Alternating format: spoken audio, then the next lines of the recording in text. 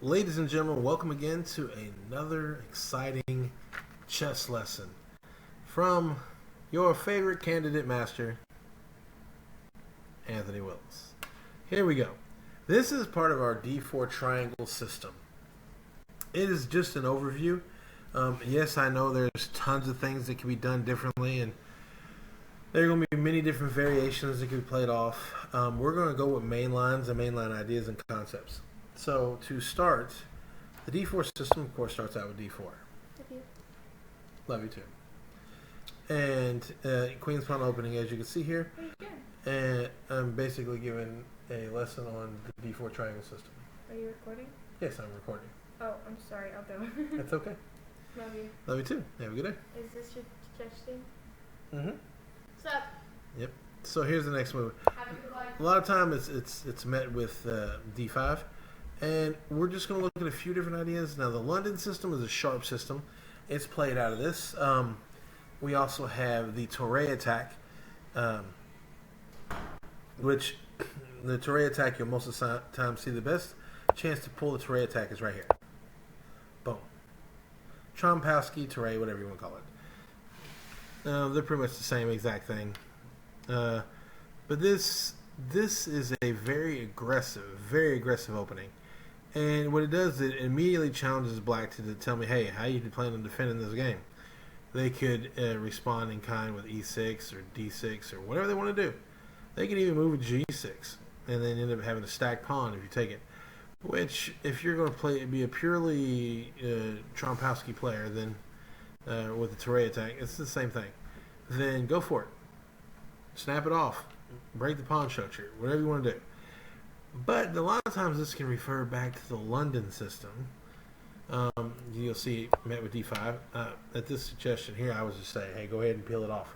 Bam. But if you don't do that, and say you play here knight to F3, the pawn can come here, and then you can just simply slide into a London attack, which is coming, and then close off. Look in here. This is the part of the triangle variation. A lot of times nowadays people play the Tarrasch defense against it. If both pawns are up here, it's a semi-Tarrasch. I don't know why they call it different, but that's just what they say. But for the longest time, it had been met with a triangle of its own. But if you're lucky enough to get this dream scenario, and which is what we're going to focus on today, then you create your triangle. As soon as you see the knight fall to F6, you want to create your triangle because we don't need no knight B4 action here that could cause problems for our bishop that's supposed to land very nicely here on the D3 square. So we're going to give an ideal scenario of what the London system is supposed to look like. There it is, ladies and gentlemen. Outside bishop that can roll back. If they happen to do this, well, let's go ahead and give you a castle. If they happen to roll back over here, you have the ability to stay there, and I suggest staying right here. Some people will do this, and it'll fall back. I would say fall back if you haven't castled yet, and you're okay with castling queenside, then that's fine.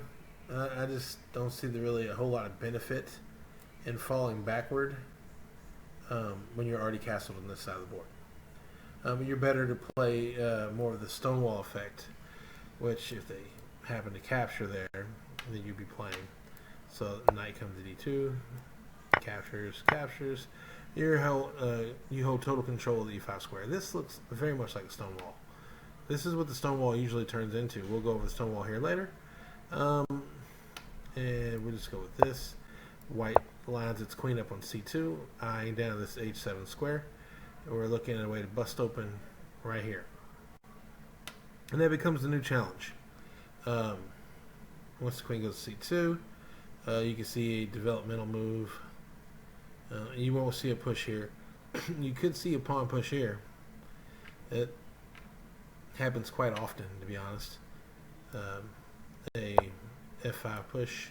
And see a knight push. If they happen to trade it out, boom, look, you created a wall. And you're still trying to dislodge this piece.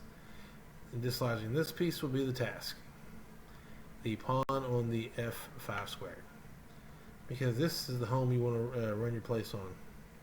You could easily push your pawn here and play your rook behind it. But they have control of the dark squares this way. So it's not as easy said and done, but this is a very symmetrical style defense for a very powerful offense that basically focuses on lines and not really a lot of tactics. This is more of a straightforward type of game, this variation of the London system. But we'll just say they do not here. We'll say they don't try to snap that off. And we'll say they don't try to come to h5, causing issues. We'll say that Black says, you know what? I want to fiend cat on my bishop. Happens a lot too at this point. Boom.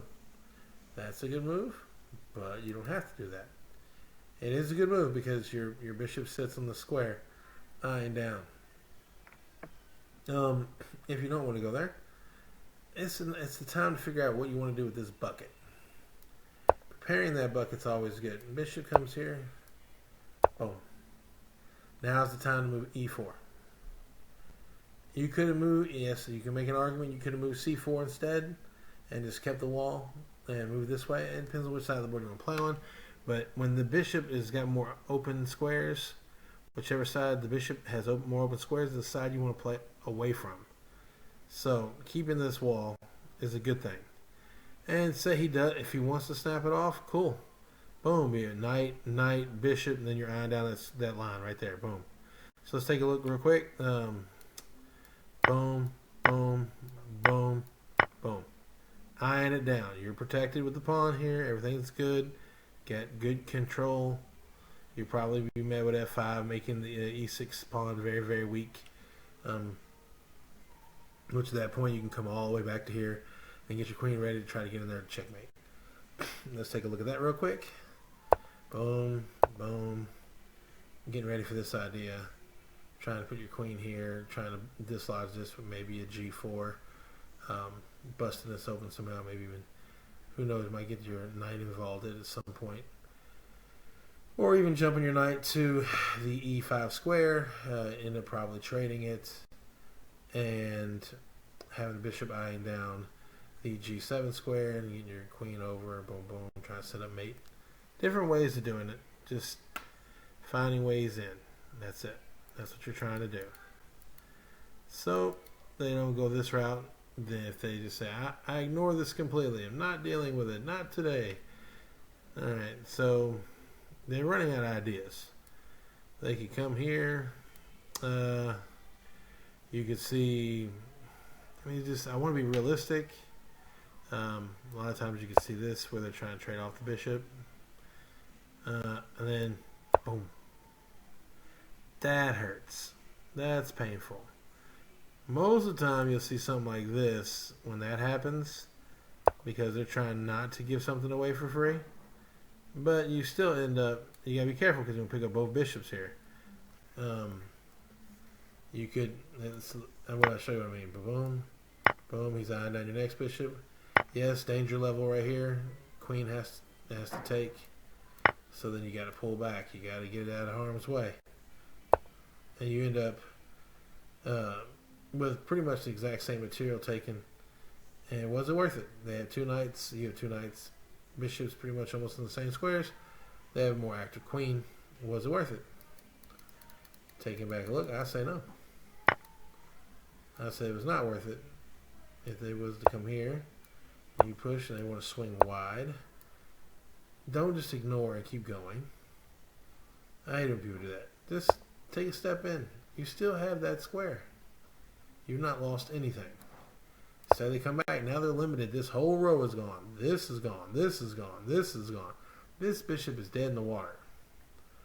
Then you can just push a pawn here. Knight can't do anything. He's stuck. He can't go home. Get ready to push this pawn here. I mean, you could go straight into, g4 ideas. Where's the knight going to go? Here? He's dead. Here? He's dead. Here? He's dead. Where's he going to go? There you go. Free knight. Simple idea. So there's the London in pretty much a nutshell.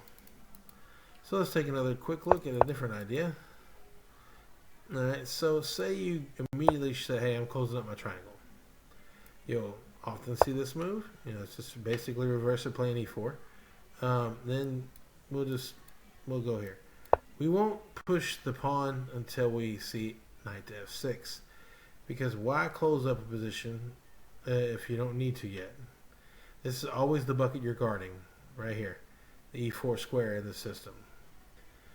And it is a system game. So you could see this. If you see that, it's another reason to go ahead and play your pawn out. Boom, boom. Because a lot of times that means they just want to play their knight behind it. Like this. And they could immediately want to snap off. And that's okay. Give them something to look at. Say they see that and they go, oh, never mind, I want to come forward. It's actually better for white. Because trading this off doesn't really help white's ideas. Now, what kind of player are you? Do you want to play this way? This is the better way to play. But a lot of people play this way. And this is called the Colley system. Anytime you have locked in the dark square bishop. On the outside is the London, on the inside is the Colley system. So, if they come here and you keep it locked in, you're probably going to end up having to fianchetto this bishop to get it active later. It's just going to be very difficult to get it active any other way. Which is okay. But you've created this weakness here where the knight can go to b4 and attack this bishop. So this is why I suggest they snap off this pawn, snap it from the e side, because there's nothing here under attack no matter what this knight does. Bishop can't even roll to here. So, that takes place, boom, they can come this way. They can even press 2 if they wanted to, but it'd just be a bad idea. Being realistic, sticking with the castling ideas, they could come with the same kind of concepts that we have. Bishop's now free, almost like it would be in the London system, but a lot of people who play this variation, when they play the Colley, they just want the bishop to hang back. That's okay. It depends on the kind of player you are. It's however you want to play, but more aggressive players play it differently than others. Me, I would slide in the rook, and I'd get ready to try to find a way to get my knight here, get a nice trade in a fork, and be really nice, be real sweet. The castle, and see what I mean, is go here, and if for some reason the knight captures, recapture, there we go. Fork. Because of this rook. Yeah, the bishop captures with the pawn. Knight don't have to capture. Knight just have to move. Then you got 2 pieces on 1 piece. Then you probably have to push the f4 pawn. Show you what that looks like.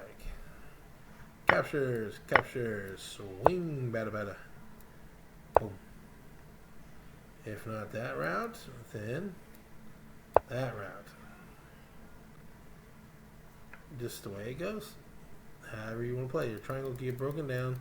Do not fall in love with the structure. We tell people this all the time. The structure's idea, the main concepts of the structure. Let's go back to the beginning. The main concepts of any structure is to understand what it's trying to do. So let's just stick with very simple ideas real quick so that we can talk about those ideas. This is the ideal variation of the Colley system.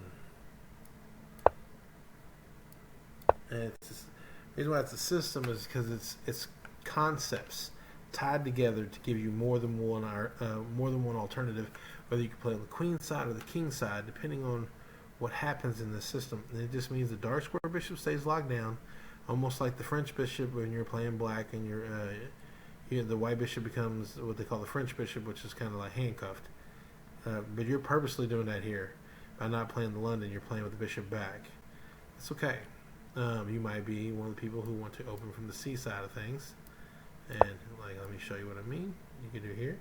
Or say they wanted to come here first, preparing this move, and then expanding on this side of the board, keeping this one locked down. That's fine.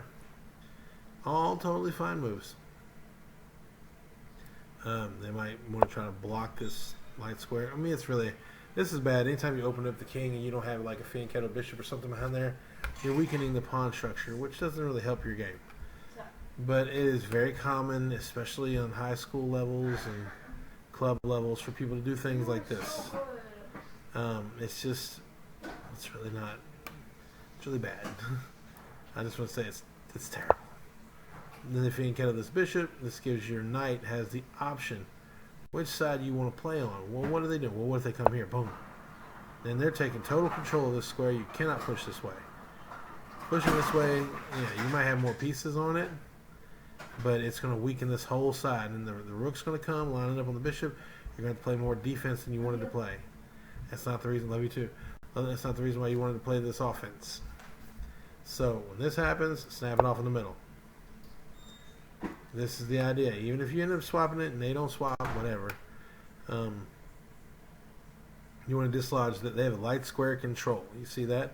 And you're kind of fighting for a dark square control of squares with your pawn structure. So light versus dark here. Don't step into the light. It'll get you tore up. And you'll be having to play defense on the queen side because the queen's available. Everything's ready to get hot and busy on this side. And this side's just kind of terrible, no good, very bad structure. I mean, I would almost venture as to say, if I was white, check this move out. This is going to move into a stonewall idea. So you want to sit down like that, bam, and then play your knight behind it. Very, very, very common. This here takes back control over the center, as well as has your knight here. Then you can close it down, lock it down over here with your knight. Eventually this will open back up. You might even be able to swing this outside, depending on how things swap out here in the center. And they can't push this. You just snap it off. But this is your baseline structure. Well, this is your baseline structure of the Calais Zukertort variation, which is the best variation for white, to be honest. If they're going to play the Calais system. Made famous by Sarah Polgar. So if you want to look up good games, Gata Kamsky is very good at the Calais. So is Sarah Polgar. She's probably the best at it. Gata Kamsky was a former U.S. champion as well. Polgar families need no introduction. They're very good at it. Magnus has made the London very, very popular. There was also the Jababa London system, which is an advanced variation of the London we will get into when I feel like you all are ready. Because well, I'll go ahead and give you a piece of it. It ties in concepts of our fried liver, except instead of closing up the triangle, well, let's do that real quick. You don't get to close the triangle, you do this early. And if they don't get busy on it, you boom, shabam. Targeting this pawn with two pieces, creating a fork on the rook and king. Much like you would the queen and rook from the f7 square using the fried liver from c4 and knight g5. But this here is normally met with this, which is okay.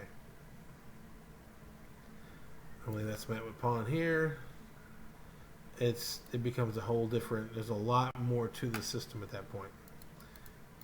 So those are more concepts we can play. The E system and the D system will flow together eventually once you have a greater understanding.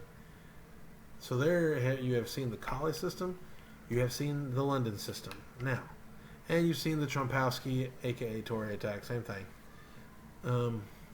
There's very little difference in those two variations. Pretty much almost nothing. Now let's get into my beloved Stonewall attack. Stonewall is different. You gotta love this game to play the Stonewall. Stonewall starts. It can look like nothing but a pawn structured game. It could look like Calais, and you could have somebody who plays the Carol Khan. Then they see you getting ready. Bishop, this is key. Almost every one of these. The Bishop d3 is very key. You can see them. Okay, well, I'm going to complete my triangle. That's fine. Here you could do many, many things here. The idea, though, wham, with the pawn coming to f4, is to play the knight behind it. Play to this bucket. You could get this number, and you can see this happening. Let's go ahead and get this knight out first, covering the square. I mean, they could try to play for this. It's covered by the bishop. You don't care. So, Castle, they've done nothing for themselves. So let's back up. They can play this. Castles. Castles. That's what you want. That's what you look for. Whole time. Boom. And they can say, alright. Well, let's see what happens when we do. Maybe they're going for their own variation. Oh, drop the knight in the bucket. Captures. Captures. This knight now has to move. No longer a good square. No longer a good square. It has to come back. I'm just going to give you the dream scenario. Boom. Get this rook involved. Bam, bam. Because if this happens, this can now happen. And this knight can't come here. This is really bad news. Black has a very limited amount of time he can respond. Because rook, 2 moves with the rook, and queen is game over. This time you'll get this. It's very possible. You drop down, covering the pawn, covering the knight, and then you might see this happen. Then this happens. Still covered. Boom, boom. This still can't. Still nothing. So if they think they got it, you might get this, or you might get knight coming forward, king coming forward. Queen can come forward, but as soon as you do, you snap that off. It don't matter. It's over at that point. There's so many ways this can be played out. I don't really know how to give you the most realistic one. This seems to happen quite a bit against the stone wall. If your opponent is somehow trying to create counterplay, perhaps they're trying to attack. Nope, that would be bad. They just don't have much. You might get this with them trying to run the bishop here and trading the bishops off. But even that, met with this move here, and, well, it gets to be pretty much a really bad scenario whenever you can get your rook up here. You can push the pawn. If it captures, just the same. Now you've avoided the trade-off. Bishop trading stuff off. Still going here. It's just going to line stuff up. This could happen. Then this is this, setting up checkmate right there with the queen. So, back that off. Let's see. It's tough news. Maybe even sliding here, getting ready to slide the rook over is probably your better idea. Even then, you're not worried about that. But, or you could just swap the queens. Boom, boom. You're ahead. You get to do what you want. So, they're going to most likely, more than likely, move their queen out of the way. Try to keep her in here, but they do that. That bishop's coming for a pin. Pawn. I mean, it's just bad. It just gets bad to worse. So, queen out of the way here. This could be met right here. Boom, check. Knight takes, pawn takes, check. Or rook takes with tempo, and I mean, just the ideas are just, they keep getting worse and worse for black. So let's just take a look at that. So boom, I'd say probably here. Getting ready to line the rook up, the queen up. Just doing some nasty stuff. And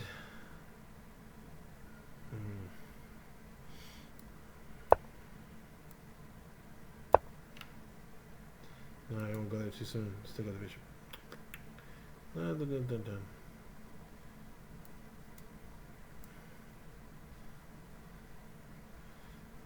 See, because the fact that you can play behind this the whole time makes it almost impossible for black to ever get an initiative. He captures, you just. Then your queen can get involved. Oh, he's got a runaway pawn. Woo-hoo. Okay, great. Soon to be met with rook captures, putting the tempo on the queen. Queen steps in. But this ain't going nowhere. They don't have a dark square or anything. This is tied up.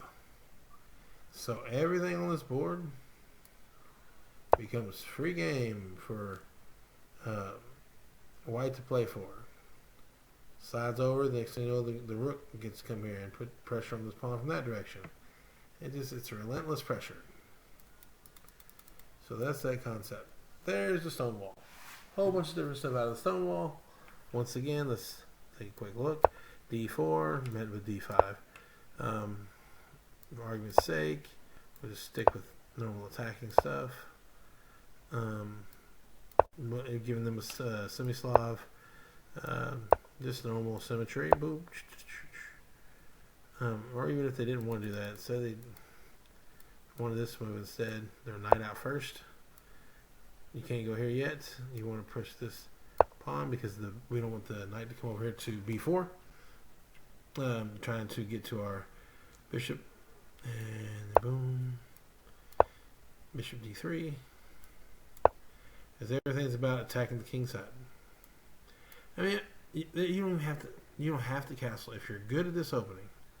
You don't even have to castle. Let's back up for the stone wall. All right, so let's take a good quick look. Bishop d3. Knight. This goes here, and once that goes there.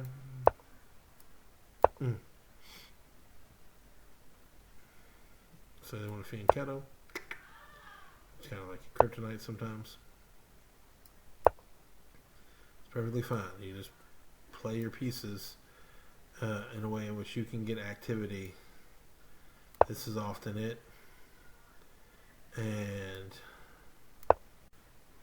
Or we'll just back them up. Let's get them there.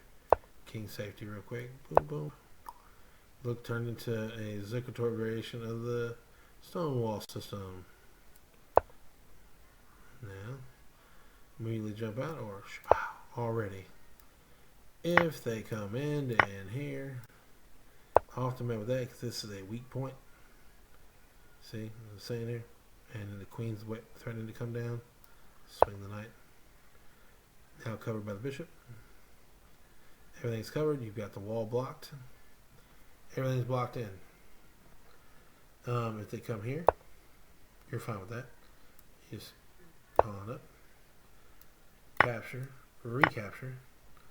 This is why it's the stone wall. It recreates itself. And so they're like, okay. So we're going to get ready to party now. We're going to come down this side. You're going to start barreling down. That's okay. Continue play smart. Keep everything going. They might start coming out this way. Castle's long. Leaves for this spot to be held open. So you must kick the knight at this point. Kick the knight. He can't stay. He is no longer an invitable guest. He can sit down in that hole, and that's fine. Then you will castle long and get ready to set both rooks up and send everything that way, with both bishops pointing that way, the queen pointing that way. You have the amount of pawn structure to maintain this side of the board. You can even step your king into this hole to help be a defender, and white's going to have a pretty good game. Black will be very cramped for space. You want to, at this point, hope this is probably what will happen. To be quite honest, this will happen most times. The knight will try to come in here and get you to bait it to take. You just kick it again. And if he comes in here trying to, that's in too deep. Guess what you done did? You done got in too deep again, sucker. Boom, kick him. Where can he go? If he goes here, he can be traded for a pawn and the bishop. And you're happy with that because you have everything pointed that direction. It says only stay square. Boom, boom, boom, boom, boom, boom. Nothing. So here, bang, bang, queen. You're happy. And you're eyeballing stuff down. You have what you need to continue the attack on this side of the board. Soon you'll be putting your bishop on g5. You'll be walking these pawns down. It's relentless pressure. Keeps coming. Keeps coming. That stone wall will hold. King just has to get behind it and keep it together if need be. Queen has to just watch herself because they got a wide bishop here. So if you see like this move here, immediately feel the threat. No need. And if the queen bishop comes here, okay, Well, what? What are we doing? Uh-huh. This here is met with a lot more noise. Boom, boom, boom.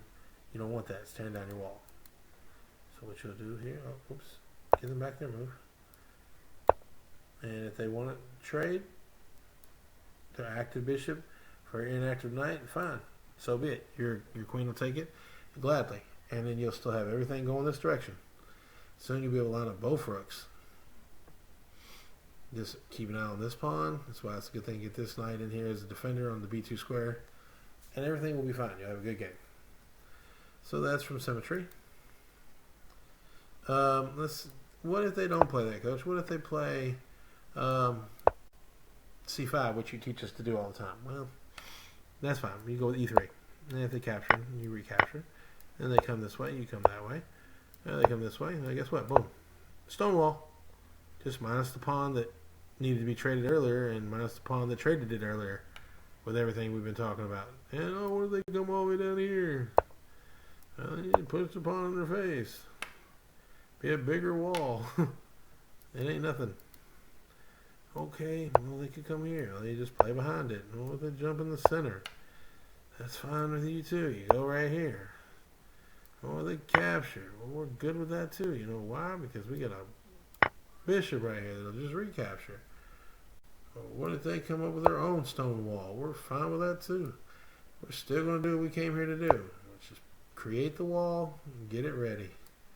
And they come down. Boom. You just get to choose. Do you want to play from this side of the board? Like once they've created a similar stonewall idea, this is the weak point. And this is your target. If you can get extra hats on here, this is your target. The knight can still sit in here, create all kinds of swords, but this check is real. If it comes down, it is good. If you block now, you can go this way. Just totally go that way. You got a knight sitting in a comfortable square. If they ever trade it off, boom, your pawn wall creates a nice long pawn chain. Everything's all good. So you can be a little bit more timely when it comes to castling in the Stonewall. Stonewall's a lot of moves. It's a lot of moves. It's several. And so is the Calais system. You have to find out which one fits you best. I'll be honest with you. The most solid of all the openings that I just showed you on the D4 system is the London system. It is the most solid, has the best reputation, the least amount of lines to memorize. People call it boring. Those people don't know the lines thoroughly. And it's a good thing that they call it boring. That just means they don't like playing it. It's more reason for you to play it. The Calais is the most passive. It also comes with a share of problems. The Stonewall is never found on the GM level. It just isn't. It takes too long to set up, and it creates weaknesses that can be pounced on quickly if you don't pay attention. If you miss one or two things in the Stonewall setup, miss from what they do or what you're supposed to do in the sequence you're supposed to do it, your Stonewall will crumble quickly. So I would recommend, if you're going to play Stonewall, specifically play it for quite a while. Like, play many, many games of it. Many, many games. I mean, Blitz, Classical, Rapid, everything. Just so you get a good understanding of what you see. That way you know your reactions. Look up the best moves. Use an analysis board. Keep an eye on what it says. It's going to tell you that it's a kind of a dubious opening, but that's because it's analyzing you from a GM level. Now, the London is extremely solid. It has ideas where the bishop can be traded off. It's kind of like the Carol Khan for black. Very solid. You can trade off the bishop on that one as well. And in order to open up a rook file. You just have to characterize yourself in the game and find out, hey, you know what? This fits me. This is what kind of player I am. And then we develop it from there. Now, the Trompowsky, or a.k.a. Touré attack, that opening, there's a lot to that. There is a lot to just this right here. Because if they come and you snatch, If they open this side up right here, I'll be honest with you, you got a shot of having a very good game. But if they castle king side, that extra pawn, it'll be a headache to get into from every system. No matter what, the bishop, this will be a problem. Because ideally, this bishop wants to play here, and then it has complete control of the e5 square. Much like we would do with the stonewall. You don't stonewall this idea from this point forward. You lost the dark square bishop. Once you played that, you just play solid chess. You'll get things like this. At this point, you can pretty much lock it down. If they want to do this, complete the triangle. You can open yours up, or you can close it up. In this scenario, I recommend closing it up. The bishop comes down. That's an extra move by their bishop. He wants to take, cool. He wants to eyeball this move, sit there. You have a complete structure, then build your structure, then castle. It's going to take a while to break through here because this really stresses the limit of the knight. Might get this come all the way down to here. It's another one of them openings where it's like, okay, some things you're going to have to take a step back on. They castle. This is just typical stuff here. The knight comes. We're blocking their knight as well. Castle. Bishop sets pretty powerful. You just don't want to get cemented there. So the next move should be here. Let's put some pressure on the center of the board with this. Yeah. So this happens. A lot of times you'll get. I don't want to say you'll get this because this isn't really likely. Not without anything on the board. So most likely you'll get something like this. Then you'll have to play for the center, trying to create the break. If you want to break it this way, you can. Keeps your pawn chain together. Problem is that pawn. If you try to extend it, they got too much on it. I would just do this right here. Bishop takes. Your eye on the knight. You still maintain the pawn structure. But be careful for tactics right here. Look at these tactics. Captured. You can recapture here. Boom, boom. Careful in tactics. Because had your bishop not been there, queen, you couldn't recapture. Yeah, buddy. So, boom. You can capture. But you gotta be careful. There's a lot of tactics on a board like this. That's why if they capture here, I like the knight move. I like the bishop move. This move doesn't really do you any favors. It doesn't really help anything because it's limited. All the squares limited. This is the only good square for real. These are steps in the wrong direction. The fact that these are not lined up with the same color does help you. It gives you more of the ability to not have to play as much defense because the bishop and queen on the same color at this point in the game can cause some problems. They have two weak pawns on the outside that they got to keep an eye on. But they have a very, very strong king side protection because this pawn is very annoying. It's hard to get your queen in a place where you can capture that pawn. So, pawn chains are great, but you can't extend that. You got to know what the limit of your pawn chain is. If you wanted to keep the limit, if you want to limit your activity, go ahead and do that. I like this because this is a weak square still. Pressure right here. They probably do some number like that. Then they looking to either put the bishop here, which I doubt, but pushing that pawn, creating a scenario for you that you're going to have to make a decision. Capturing this knight's not the good idea. This is a more active piece. Protecting it's better. And you can see that. It's very ugly. But it's part of what makes that extra pawn in the Trompowsky a little bit of a headache. So, just got to take some time, practice it. understand what the purpose of every move is. And I hope you've enjoyed this very long video. I will be breaking down each opening a little bit more later. Till then,